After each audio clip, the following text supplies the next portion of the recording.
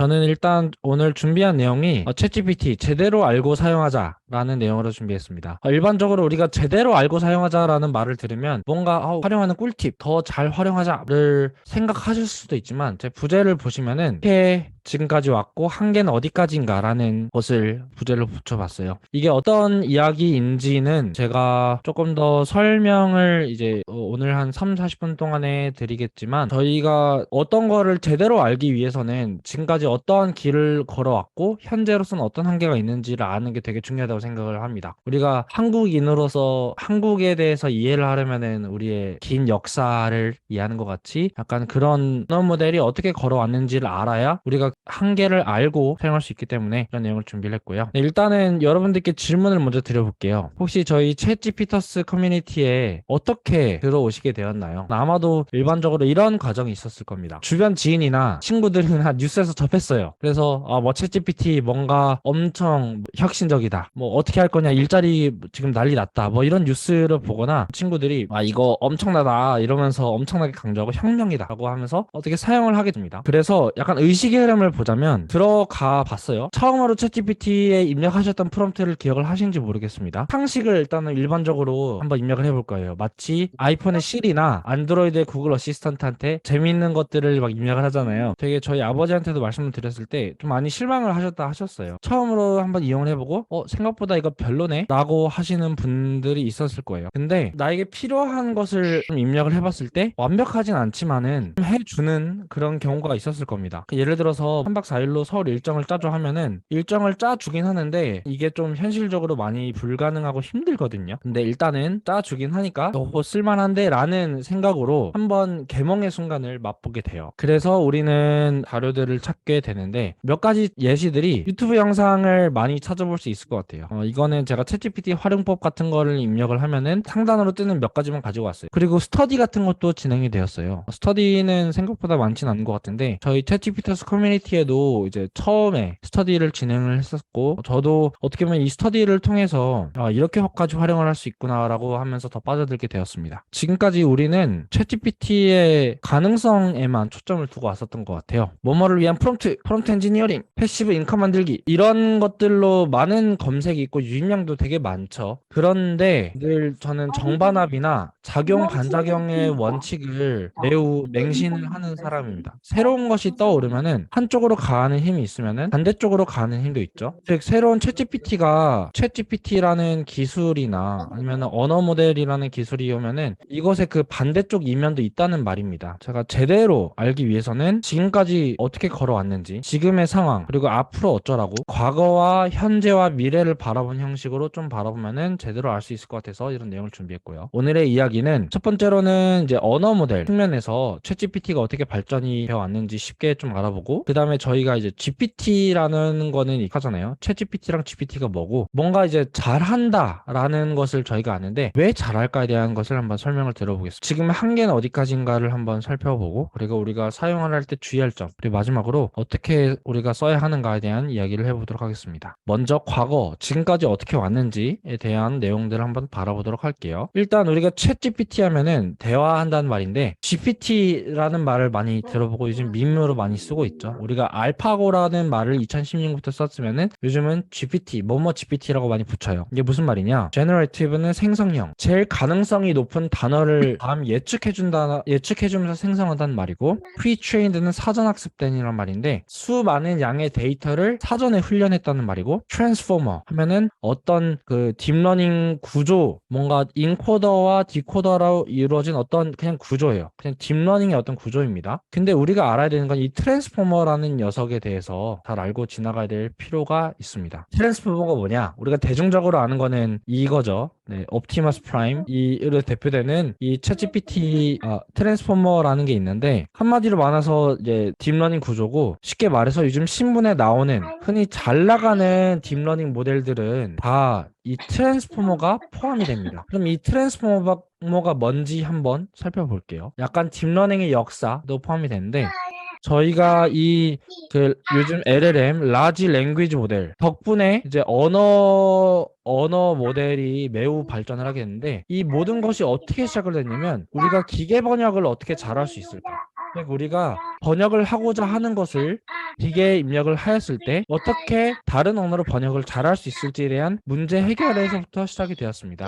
네, 그래서 결국에는 한 언어를 다른 언어로 어떻게 번역을 할 수 있을까에서부터 시작이 되면서 지금까지 와서 엄청난 발전을 이루고 있는 거예요. 일단은 딥러닝이나 신경망을 좀 공부해 보신 분들은 알겠지만 뭐 CNN이라는 게 있고 대표적으로 RNN이라는 구조가 있는데 이게 뭔지 다 알 필요가 없습니다. 근데 일단 RNN이라는 것이 있었어요. 이게 1984년에 먼저 제기된 아이디어인데 한마디로 말해서 이 똑같은 애를 가지고 계속 학습을 시키는 거예요. 이 X0라는 데이터, X1이라는 데이터, X2라는 데이터를 계속 입력을 하는 건데 이게 오른쪽에 있는 그림이 한마디로 요약된 간단화된 그림이거든요.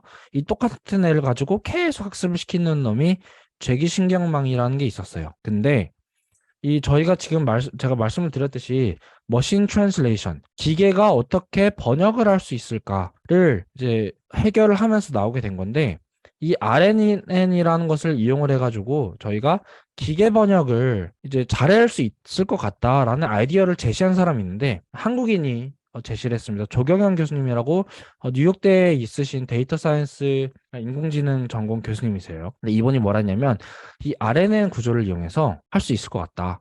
근데 예를 들어서 I love you라는 것을 난 널 사랑해라는 걸로 번역을 한다면 이 왼쪽에 있는 거는 이 I love you라는 것을 배우고 즉 이게 어떤 의미인지 학습을 하고 학습된 이 덩어리를 가지고 난 널 사랑해 인코드 시키고 디코드 시키는 이런 구조를 제시를 했어요. 근데 이것의 단점이 뭐냐면 이 번역을 하고 난 다음에 이게 이 한 녀석을 가지고 번역을 다 진행을 하거든요. 그런데 이 처음에 예를 들어서 I love you very much라는 단어가 있으면 마지막으로 들어온 단어들은 얘가 잘 기억을 하는데 오래되면 될수록 얘가 기억을 잘 못하더라고요. 이런 단점이 있어요. 뒤로 갈수록 앞의 내용을 기억을 못한 단점이 있어서 제시가 된 게 이제 attention, 얘가 주목하다라는 말이죠.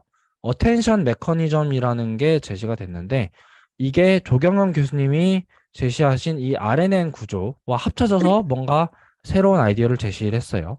여기 보면은 이제 바다나우라는 이 교수님이 제시를 했고 조경원 교수님도 여기 있습니다.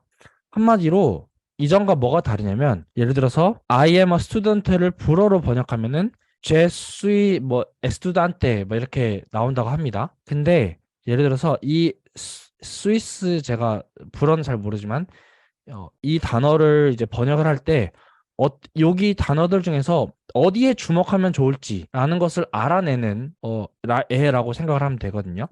어디에 더 어텐션을 줄지, 주목을 할지. 그래서 여기를 보시면은 이 스위스 M이라는 애를 뽑아낼 때 이 어텐션 메커니즘이라는 걸 보면은 이 M의 점수가 제일 높아요. 아, 그러면 이 IM을 생성을 할 때 이 녀석에 제일 주목을 하면 되구나. 즉 중요한 놈에 집중을 한다는 그런 어텐션 메커니즘이 있는데 다음에 이제 2017년에 이제 구글 팀에서 만들어낸 게 있어요. 구글 팀에서 이 트랜스포머라는 애를 아까 말씀드린 애를 제시를 했습니다. 여기선 뭐라고 했냐면 어텐션도 좋은데 아래는 필요 없어. 이 어텐션만 있으면 돼 해서 논문 이름이 유명한 Attention is all you need라는 거예요. 여기를 보면은 이 문장을 뽑아낼 때 한 문장 안에서도 이 it이라는 단어가 어떤 단어에 집중을 하고 있는지를 볼 수 있어요. 얘가 대명사 it이죠. 단어에서 보면은 이 it하고 관련이 있는 게 street, to, tire 이런 거에 주목을 하고 있다는 거죠. 논문으로 나왔어요. 그래서 이 구글 연구팀이 이 트랜스포머라는 것을 제시를 하면서 한마디로 이 언어 모델의 혁명이 일어났습니다. 그래서 이 버트라는 것으로 먼저 이제 제시가 2018년에 되었는데 이 트랜스포머 구조를 통해서 뭔가 언어 모델을 만들어냈어요. 랭귀지 모델 그때는 그냥 랭귀지 모델이라고 했는데 이 버트가 뭐냐면 한국어로 말하면 뽀뽀뽀, 영어로 말하면 세사미 스트리트의 어떤 캐릭터거든요. 이제 이 모델의 앞 글자를 떠가지고 버트라고 지었는데 그냥 캐릭터 직접 공식 캐릭터는 아니에요. 이제 버트라는 것을 통해서 혁명이 일어났습니다. 그래서 여기가 2018년인데 2018년 이후부터 웬만한 모델들은 다 트랜스포머 기반이에요. 여기서 T, 이 버트 라지 더 규모를 키운 거고 이 메가트론 뭐 이런 것도 다 트랜스포머가 들어간 애들입니다. 여기 GPT-3가 2020년에 나온 걸 알 수 있죠. 그래서 이 트랜스포머라는 거 덕분에 엄청난 혁명이 일어났다고 해도 과언이 아닙니다. 그래서 어떻게 보면은 이렇게 구글파가 있었고 이 버트라는 애를 가지고 이렇게 하나의 또 연구 트렌드가 있고 GPT 기반의 트랜스포머가 들어가는 것 같은데 조금 다르게 구현된 거예요. GPT파가 있고 버트파가 있어요. 근데 처음에는 구글의 이 버트 기반으로 연구 많았는데 요즘은 얘가 이 GPT가 어떻게 보면 승리를 했다고 볼 수가 있습니다. 그래서 그냥 아 트레, 이런 게 있다라고만 알면 되고 그럼 GPT-1에서 3까지 뭐가 다르냐? 뭐 구체적으로 알 필요는 없습니다. 한마디로 GPT-1, 2에서 3로 갈 때마다 더 많은 데이터로 더 깊게 배웠어요. 여기 보면은 이 트랜스포머라는 애를 12번 쌓고 GPT-2는 48번 쌓고 GPT-3는 96번을 쌓았고 그리고 이 토큰이라는 게 간단히 말해서 뭐 단어의 수라고 해도 그냥 쉽게 이해할 수 있는데 한 번에 그 공부할 수 있는 단어의 수가 512개에서 1024개에서 2048개. 지금 GPT 3.5 저희가 챗GPT에 기반이 되는 거는 8000개인가? 맞나요? 그리고 GPT-4는 뭐 32K, 즉 32,000개의 단어까지 이렇게 들어갈 수 있는 학습이 있다고 합니다. 한마디로 가면 갈수록 더 많이 데이터를 더 깊게 쌓아서 더 많은 연관성을 배울 수 있게끔 한 게 GPT-1에서 3라고 그냥 간단히 생각하시면 돼요. 정리해 볼게요. 트랜스포머 구조라는 거는 요즘 AI의 혁명을 일으킨 놈이고 GPT라는 것은 그냥 트랜스포머로 뭘 좀 구현한 놈이라고 이렇게 정리를 하고 지나가도록 하겠습니다. 오케이. 이제 GPT가 뭔지 알았고 트랜스포머가 뭔지 대충 알았어요. 그런데 이 GPT는 알겠는데 이 챗GPT가 왜 이렇게 인간의 말을 잘 알아들어서 왜 이렇게 사회에서 난리가 났는지를 한번 그 배경을 알아보도록 할게요. 일단 아까 GPT-3라는 놈이 2020년에 나왔거든요. 근데 이제 GPT 3.5라는 거지 조금씩 이제 발전을 시킨 건데 2021년 그 4분기에 나왔어요. 근데 이 GPT 3.5라는 거는 똑똑하지만 지멋대로 해요. 즉 뭐 죽이는 방법 알려줘 이러면 막 죽이는 방법 알려줄 수 있고 뭐 인권 머시기 하면 뭐 이상한 내용을 다 줄 수 있는데 얘가 순정으로는 생각보다 잘 못할 수가 있어요. 그래서 2021년 1분기에 인스트럭트 GPT라는 것을 얘를 조금 이제 개조시킨 놈이 탄생을 했는데 특정 작업들을 시켰을 때 좀 잘하게끔 만든 놈이 인스트럭트 GPT고 챗 GPT는 이제 이 인스트럭트 GPT 형제 모델인데 조금 더 인간의 대화의 맥락, 그 대화의 인간의 실제 대화 데이터들을 좀 넣은 게 챗 GPT입니다. 그래서 여기서 사용된 게 인간 피드백을 통한 강화학습, Human Learning, Reinforcement Learning through Human Feedback이라는 건데 이런 원리가 적용이 되었는데 이걸 다 알 필요 없지만 한마디로 이제 이 강화학습이라는 게 뭐냐면 강아지 훈련시킬 때 생각하시면 됩니다. 강아지 손 이런데 손을 안 줬어요. 그러면 우리가 간식을 안 주죠. 원하는 것을 했을 때 간식을 주면 더 잘하잖아요. 약간 그런 게 강학습이라고 보시면 되고 이 과정에서 인간이 직접 개입이 되어서 더 똑똑하도록 이렇게 훈련을 시킨 게 이 reinforcement learning through human feedback이라는 건데 이게 2020년에 이제 제시가 된 거고 이 instruct GPT라는 것도 이것을 통해서 훈련이 되었습니다. 그 챗GPT는 이 instruct GPT보다도 조금 더 엑스트라 reinforcement learning through human feedback을 플러스 알파를 조금 더 많이 했는데 이 챗GPT 논문에서도 이게 언급이 돼요. 그런데 인스트럭트 GPT보다 더 많은 데이터를 가지고 학습을 했는데 데이터가 다 인간의 대화 데이터입니다. 실제 대화. 그래서 이걸 어떻게 훈련을 시켰냐? 일단은 몇 개의 프롬프트를 가지고 GPT에 넣습니다. 그럼 얘가 뱉어내는 것들이 있겠죠. 뭐 1번은 이런 답변, 2번은 이런 답변. 근데 좋은 게 있을 수 있고 안 좋은 게 있을 수가 있어요. bad. 이게 이제 1번이거든요. 인간의 대화 세트를 만든다는 게 프롬프트를 입력을 하면은 얘가 좋고 나쁜 것들을 다양한 것을 생성해내는데 2번 사람이 등수를 매긴다는 게 사람이 직접 뭐 좋은 거는 5점, 안 좋은 거는 뭐 마이너스 5점 이렇게 점수를 매깁니다. 그래서 강학습에 적용을 시켜요. 왜? 즉 GPT가 얘가 얘를 통해서 아, 이게 좋은 애들이구나, 안 좋은 애들이구나를 학습을 하게 됩니다. 좋다고 학습을 하는 게 무슨 말이냐면 인간에게 제일 자연스럽게 좋은 답변들을 더 잘 학습을 한 거고, 안 좋은 답변들은 뭐 잔인한 답변, 뭐 인권과 좀 반대되는 답변들, 이런 것들을 좀 안 좋게 학습을 해서, 예. 한마디로 인간에 최적화된 인간의 대화라는 맥락, 다이얼로그라는 맥락에서 최적화가 된 게 이제 이 챗GPT라고 할 수 있고요. 그러면 인스트럭트 GPT랑 챗GPT를 한번 비교를 해볼게요. 이게 실제로 그 챗GPT 그 오픈 AI 블로그에서 나온 건데, 그 영어로 존 도우가 약간 홍길동 같은 건데, 홍길동을 어떻게 괴롭힐 수 있을까요라고 하면은 챗GPT는 절대로 누굴 괴롭히면 좋지 않다라는 걸 했는데, 인스트럭트 GPT는 홍길동을 괴롭힐 수 있는 방법에 대해서 답변을 줍니다. 안 좋죠. 예. 얘는 괴롭히는 답변을 주면 안 되는 게 인간적으로 맞죠. 그리고 이제 두 번째로 고통을 찬양하는 잔인한 이야기를 지어줘. 라고 하면 챗GPT는 죄송합니다.